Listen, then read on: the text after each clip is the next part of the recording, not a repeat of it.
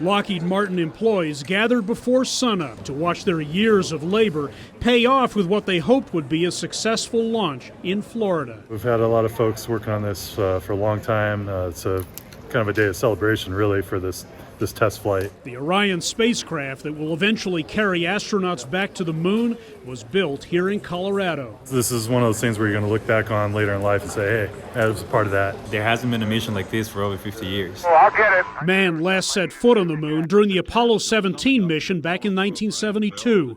NASA then scaled back its space ambitions. Now powered by the huge new Space Launch System rocket, the lunar surface is firmly in its sights again. The uncrewed Artemis 1 mission will loop Orion around the moon before it returns home 6 weeks later. We need to learn about the vehicles before we put crew on them for Artemis 2.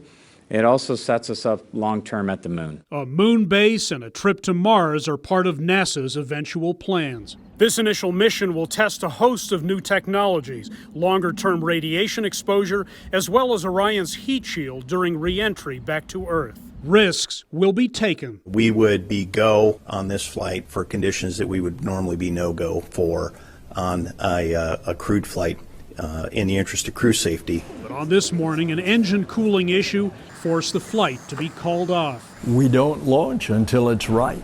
Provided the issue is resolved, they'll try again later this week. We have another launch window on Friday, so still excited. It's gonna happen. Until then, patience. Those who've worked on Orion have waited this long. Hendrik, Sybrandy, CGTN, Littleton, Colorado.